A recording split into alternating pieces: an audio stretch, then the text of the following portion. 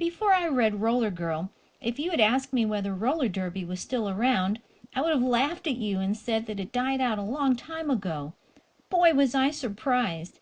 In case you don't know what roller derby is, it's a pretty intense contact sport played by two teams on roller skates going around the track in the same direction.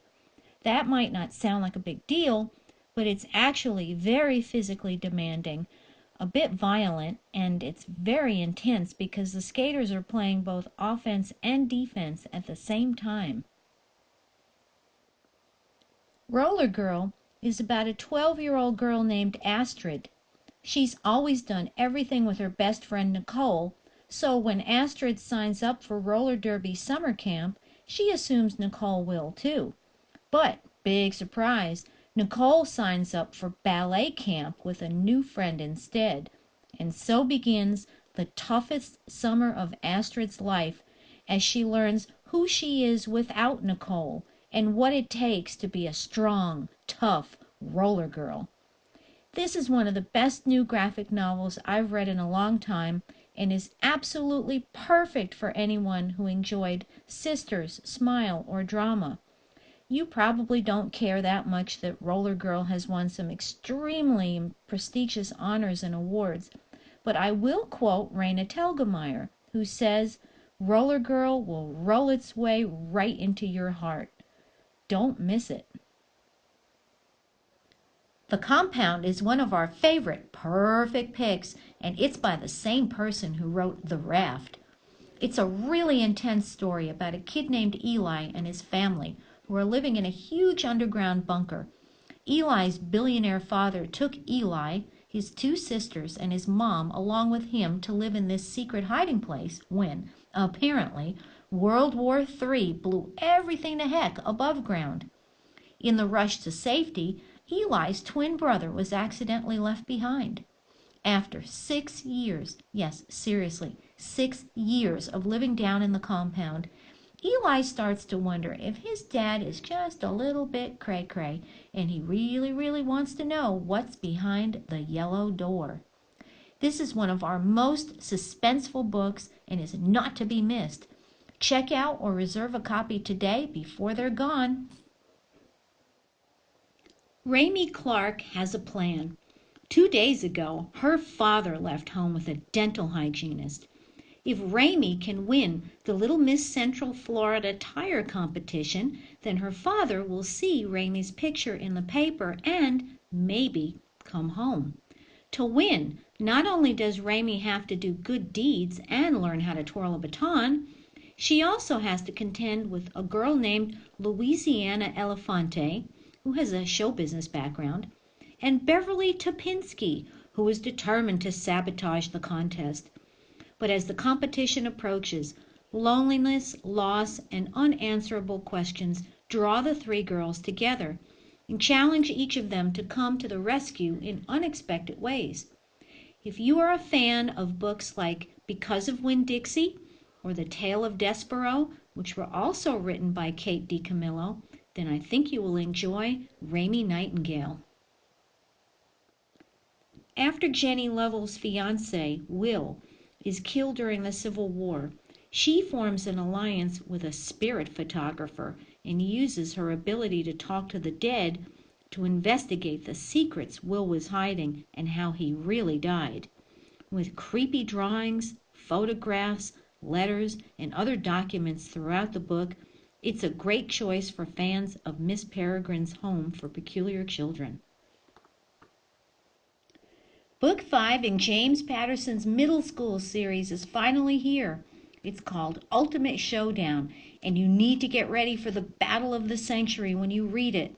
It's brother versus sister, trapped in the wilderness of middle school, fighting for survival. Who has the best advice on bullies? Who totally cracks the dress code? Who's got all the right dance moves? Who's the cleverest cacciadorian in town? Winner takes all. Check out or reserve your copy today. The Book Thief is an amazing Holocaust story set in a town in Nazi Germany.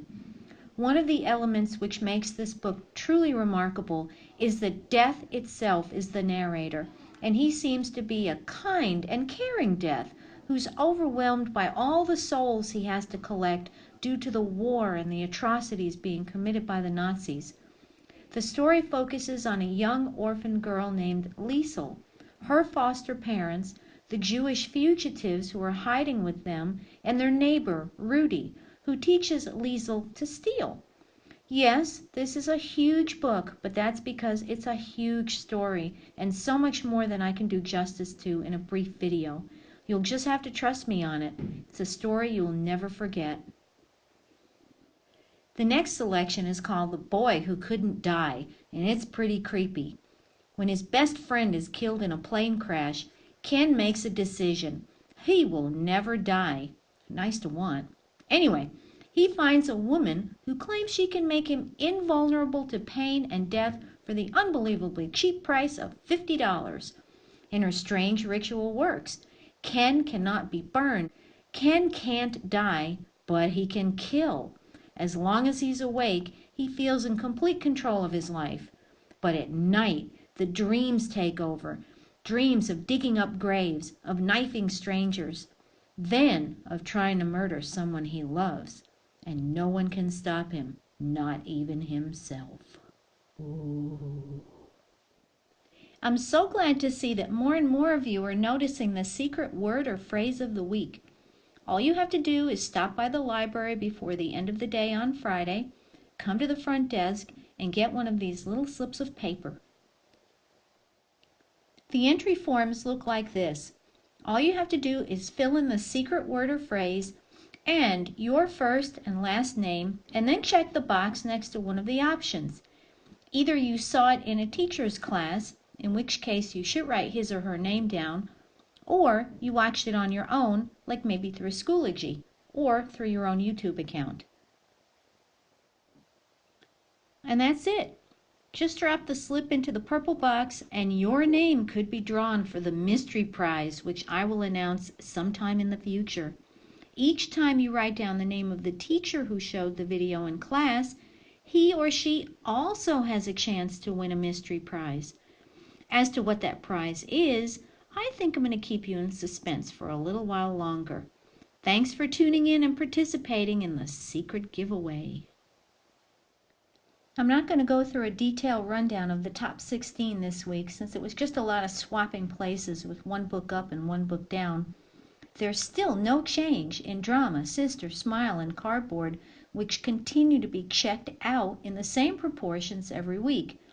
In other words, everybody keeps reading those books, and so they're still holding on to the first 4 places.